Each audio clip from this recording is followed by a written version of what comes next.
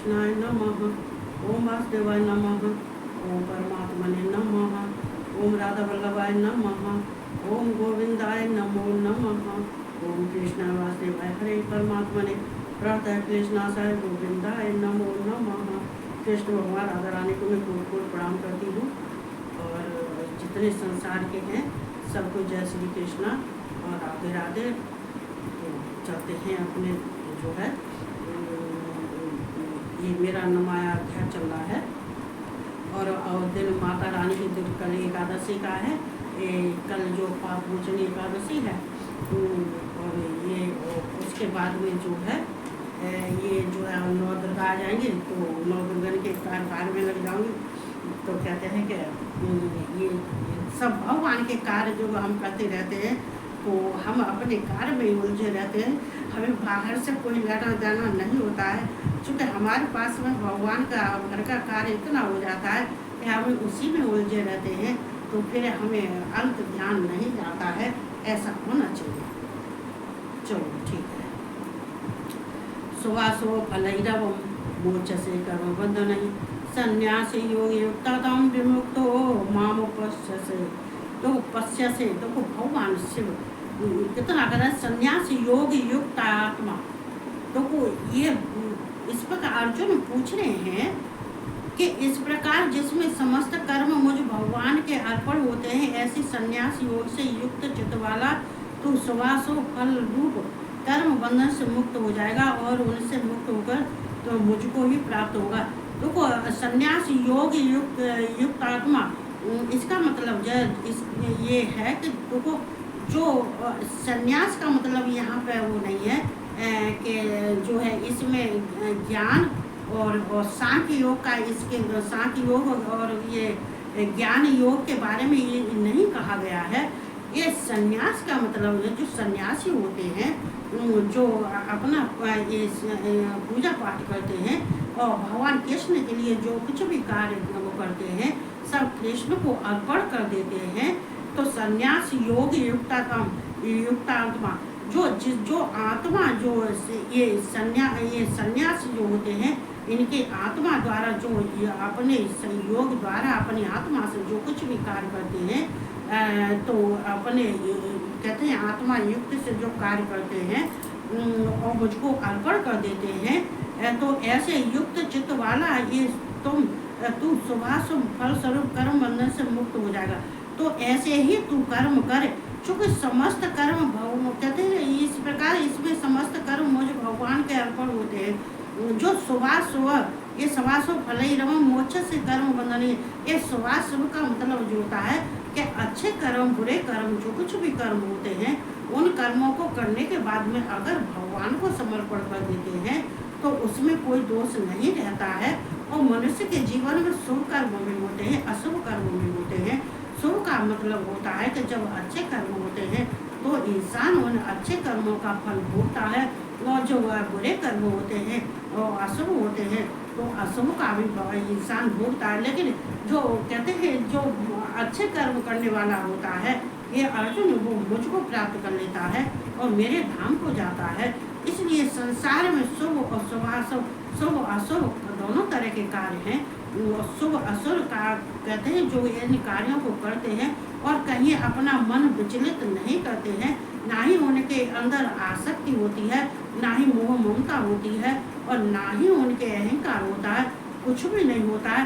जो आसानी से जो सन्यासी होते हैं उनके लिए शुभ अशुभ दोनों ही उनके लिए शुभ हैं।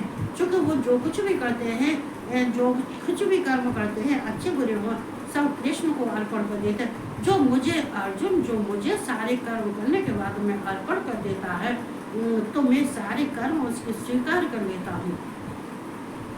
तो ये स्वीकार कर लेता हूँ। जो देखो भगवान कृष्ण कभी ये नहीं कहते हैं कि जिसमें कहीं नहीं जिसमें समस्त कर्म मुझ भगवान के अर्पण होते हैं। चूँकि जो कुछ भी शुभाशुभ कर्म करते हैं वो सब भगवान को अर्पण होते हैं और भगवान उसी के जरिया से फल देते हैं। अच्छा फल देते हैं खराब फल देते हैं।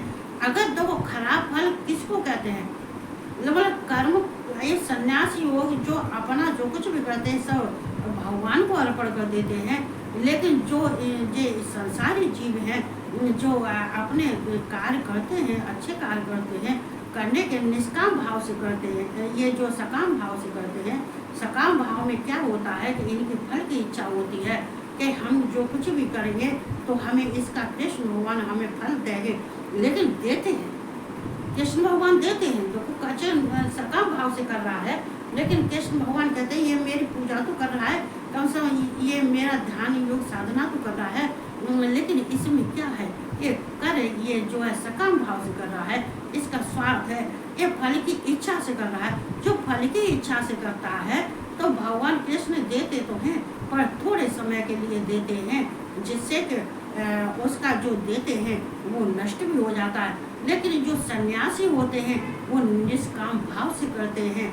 निष्काम भाव जो उनके अंदर मांगने की कोई ज़रूरत नहीं होती है, वो कुछ भगवान से मांगते नहीं है, और जो कुछ भी उनसे शुभाशुभ कर्म होते हैं वो सब हम कृष्ण को अर्पण कर देते हैं। वो अपने पास कुछ भी नहीं रखते हैं। कहते हैं अपने पास अगर हम झोली भर के रखते हैं और हम किसी को दान नहीं करते हैं या भगवान के लिए हम कुछ अर्पण नहीं करते हैं तो वो भी निष्फल हो जाता है, हमारा सारा धन भी नष्ट हो जाता है। ये दवाइयों में, ये कोर्ट कचहरी में, ये ऐसे मतलब गंदे संदेश जो है गलत कार्यों में बह जाता, चला जाता है, वो रुकता नहीं है हमारे पास में। और जो निष्काम भाव से चाहे हम दान करें, चाहे पुण्य करें, चाहे जप करें, चाहे भगवान का नाम स्मरण करें, वो सब हम कृष्ण को अर्पण कर देते हैं तो सब उनके पास जमा हो जाता है। हमारा बैंक का खाता कहाँ है? कृष्ण के पास है। हमारा बैंक खाता जो है, हमारे जीवन का खाता, हमारे बैंक का खाता, ये सब कृष्ण के पास है। और हमें जब जरूरत होती है तो हम उनसे लेते हैं, मांगते हैं, वो हमें देते रहते हैं।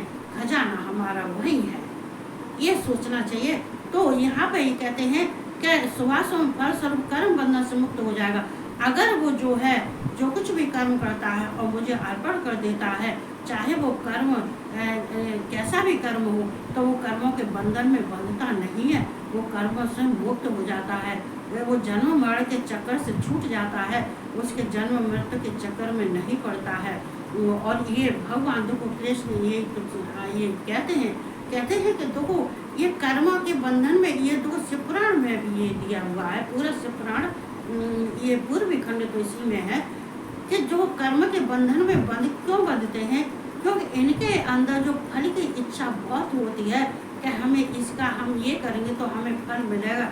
लेकिन कृष्ण भगवान कहते हैं तुम्हें फल बिना मांगे, जो कहते हैं जो नहीं मांगता है भगवान कृष्ण उनको बहुत देते हैं। जो हर घड़ी मांगता ही रहता है तो ना ही शिव देते हैं ना ही कृष्ण देते हैं।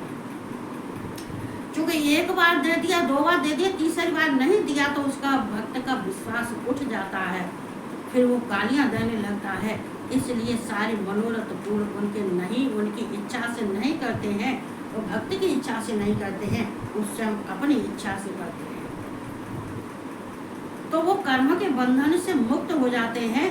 ऐसे मनुष्य जो भगवान को सब कुछ अर्पण कर देते हैं और भगवान से में ही ये चित्त लगा के ध्यान से उनको ही अपने अंदर स्थित करके, अपने उनके स्वरूप को अपने अंदर स्थित करके और हम उनका ध्यान योग साधना करते हैं तो हम भगवान को प्राप्त कर लेते हैं।